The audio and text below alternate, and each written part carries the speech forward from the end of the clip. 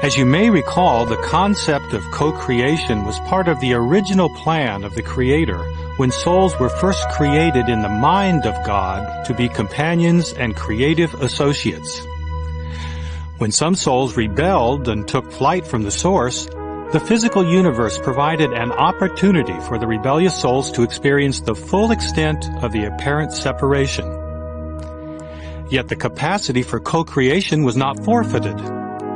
With the descent of some adventurous souls into the physical universe and the associated decrease in vibratory energy, certain creative options were limited, however. With prolonged involvement in the realm of matter, the souls eventually became entrapped in flesh bodies of their own creation. A misguided rescue mission to salvage the wayward souls resulted in even more souls becoming entangled in flesh bodies and a deeper involution into the dense realm of matter. This is Edgar Cayce's astounding story of how the co-creative process took some unexpected turns, resulting in the development of human beings on planet Earth. Cayce's interactive approach to creation and evolution is a complex model that you will not likely hear in any high school biology class or in a church Sunday school either, for that matter.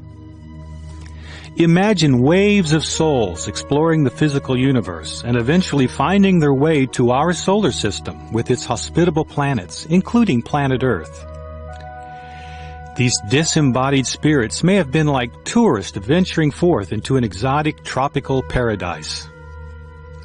At first, they were content to merely observe and hone their co-creative skills. Perhaps the rich diversity of life forms that have evolved in the past few 100 million years of our planet's history is an expression of this burst of co-creative energy. Eventually, the co-creative souls became bolder and pushed themselves into matter, exploring the animal, plant, and mineral kingdoms. The sensations were intoxicating. The exploration of physical reality became an obsession. The entangled souls entirely lost track of their spiritual source. The experience of physical sensation was a tremendously attractive force that still has pull on us. We crave to have our senses filled up. Silence and immobility can seem unbearable to humans conditioned by the entertainment and marketing industries that appreciate the power of sensuality. The addictive power of sensuality can make a soul feel trapped in flesh.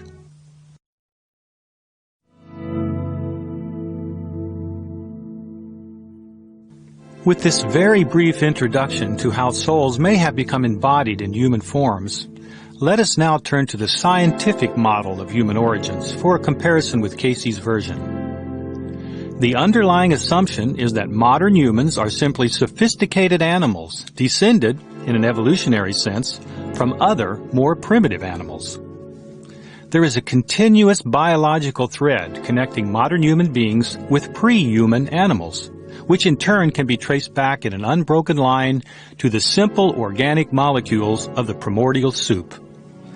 Thus, one of the primary challenges for scientists trying to explain human origins is to maintain the evolutionary continuity of life from primitive cells to modern human beings. Furthermore, there must be clear distinctions along this evolutionary continuum to account for the obvious differences displayed in the fossil record and comparative anatomy. Granted, humans may sometimes look and act a little like chimpanzees, but anyone can notice that there are differences that matter. Classification is one of the most useful tools employed by scientists to make such intellectual distinctions. With regard to human origins, the classification of hominid has been chosen to demarcate the line between all species on the human side of the last common ancestor of humans and living apes. Put simply, the classification of hominid includes all human-like creatures that are more than just apes. The modern scientific model of human origins does not state that humans evolved from modern apes, rather that humans and modern apes have a common ancestor. The branching of the evolutionary tree into the division called hominids is generally thought to have occurred several million years ago. The numbers have changed often during the past 100 years as fossil discoveries spawn new theories of human origins. The general tendency has been for the dating of the first hominids, as a group, to shrink downward, that is, become more recent, from about 18 million years to around 5 to 10 million years. In explaining human origins, Edgar Cayce also used language and naming in specific ways that in certain respects parallels scientific nomenclature. According to Cayce, at some point, probably about 10 million years ago, some souls developed more intimate interactions with the evolving life forms on this planet. By mental projection and pushing of spirit into biological forms, the co-creative souls eventually materialized in physical bodies based on the pre-existing biological systems that had evolved on Earth. Some of these pre-human forms would probably fit the scientific criteria as early hominids, human-like creatures that walked upright and used their hands much as modern humans do. One of the first locations for human-like creatures that scientists label hominids was in the land of Mu, also called Lemuria, in the Pacific Ocean. Like many of Cayce's ideas on human prehistory, Mu has been described by others prior to his psychic dissertations on these subjects, particularly the Theosophists. Cayce asserted that as the geography of the Earth's surface has changed in the past several million years, the land of Mu sunk beneath the Pacific Ocean, leaving only peaks and borderlands as a physical vestige of its existence. Portions of the southwestern United States were said to be remnants of Mu.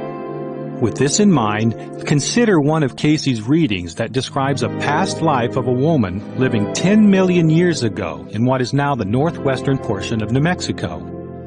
He described the evolving social arrangements of this primitive culture and noted that drawings the entity made could still be found in the mounds and caves in that region.